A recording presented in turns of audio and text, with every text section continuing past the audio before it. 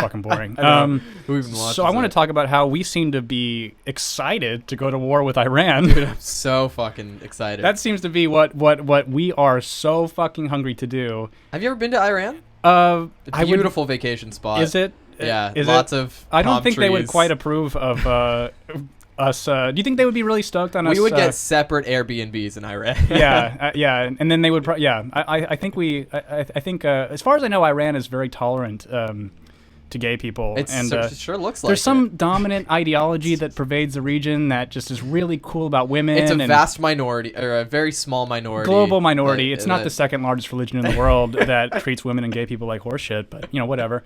So we want to go to a war with Iran, and here's a few like fun things about it. So we have a lot of things in history that the United States basically, actually, real quickly, so we have more people that view it live than normally do, which is 5, which is hilarious. But we had a lot of subscribers that came on the last one, which, because of the Carlos Maza, that fucking retard, we made that video about him.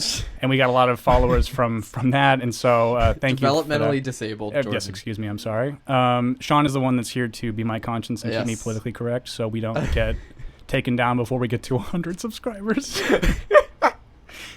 But anyway, so every war the U.S. has gone into pretty much has been escalated by, you can call it a false flag or some sort of reason, right? So with Iraq being the one that's the most recent history, or even you can take 9/11, and we all knew that all the hijackers came from Saudi Arabia, but what did we invade? We still went to Afghanistan. Correct. And then with Iraq, we got tired of Saddam Hussein being lippy, even though he was a secular...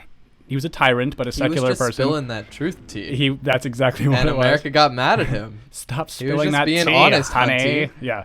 So then we decided to invade Iraq and hang him. And based on weapons of mass destruction that Robert Mueller lied and said that they had, and they didn't. Surprise, surprise. So now the newest one is that a Japanese-owned oil tanker that was... There's this... I don't remember the exact name of the region. Maybe one of the listeners that are watching right now can help me. It's a really tiny... So Iran has a lot of control over the shipment of oil, or just really any product in general, because they control this little tiny bit of ocean in the Gulf of Oman, I believe is where this happened. Sounds right. And I should have pulled up an article, but Because everything has to pass through there, right? Is that it? That's exactly it. Okay. So, and it's really small. So basically, I was listening to some retired Army colonel saying that, like, basically you could just dump a bunch of barrels in the ocean and people wouldn't be able to get through it. Like, it's that narrow. Jesus. And so there was a Japanese-owned, and this is important, remember, this is a Japanese-owned oil tanker that was, that the official statement from John Bolton, that is a name that you should remember from somebody else who said there was... So John Bolton has now weaseled his way from the Bush administration. Tulsi Gabbard's talked about him before. He has somehow weaseled his war. way back into Trump, or well, rather into Trump's administration. And he's the one that has facilitated basically every war that has been a false flag operation that has got us into war. So why do you think that is? Why does he do that? Do you think he makes any kind of money off of this? Dude, Chump change, of right? course not. Just like a couple and dollars. one of the greatest things is the new Secretary of Defense. Guess who they work for? I forgot their name. Oh no. Raytheon. They're Raytheon lobbyist, which is one of the largest weapons manufacturers in the world. So anyway, we're doing really good. Yeah. This So is great. I'm sorry. Let me actually get to what happened. So the official story is that a little tiny Iranian boat that we only have very grainy images of. Which is amazing. In there 2019. was there's actually a first part of this. So the first thing that America said was that Iran tried to shoot a drone of ours out of the sky, but the missile missed by over a kilometer. So was that really what they were doing? Was it even them? Who knows? So the next thing was this Japanese-owned oil tanker had limpet mines put on them, which are small explosive devices. Excuse you. Rimpet mines. Rimpet mines. Yes, those were put on the boat. And I take it back. That might have been racist. I mean, we're pretty elbow deep at this point, so you might as well just go head first into it. So they were put on the side of the boat, and it exploded. And then they saw the same boat come up to retrieve the mines that didn't detonate, which is curious all within itself.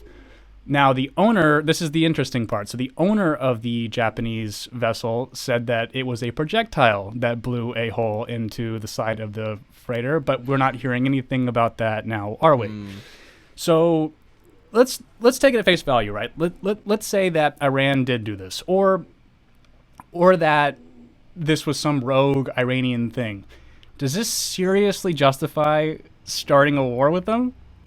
Dude, I mean, back in the old day, when war was its own, I don't know, when war was important, I guess important. I mean, fucking Franz Ferdinand got assassinated, and he was a massive political figure. That's what it was. That's what so that sends you into war, of course. Yep. But what is this compared to Franz Ferdinand getting assassinated? Well, I mean, what is just lying to the American people and saying there's weapons of mass destruction that were never there and they knew weren't there? Are you trying to say that Franz Ferdinand was not assassinated? I'm saying that he was actually trans.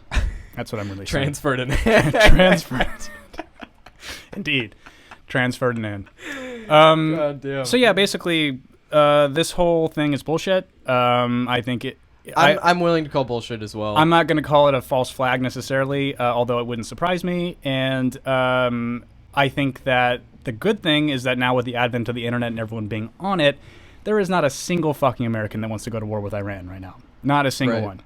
And so I think that... Do you think we will? I think that Trump is too much of a populist to actually do it.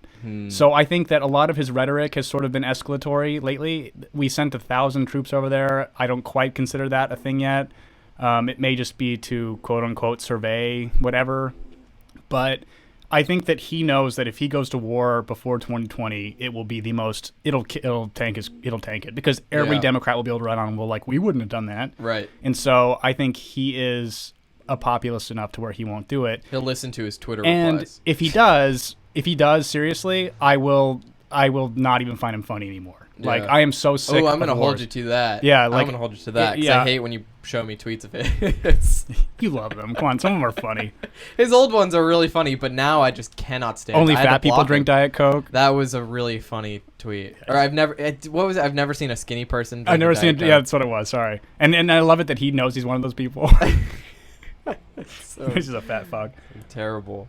So terrible. Yeah, he is. My intensity very vein out of is shape. back today. It wasn't on the last one, but it wasn't. I don't know. It wasn't as. Yeah. Wow. Yeah. Well, you've had a long day. You've had a very rough day. A lot of people have been ruffling your feathers. They have been today. So, anyway, so yeah, don't believe anything official on that. And no, yeah, only listen to Tim Pool.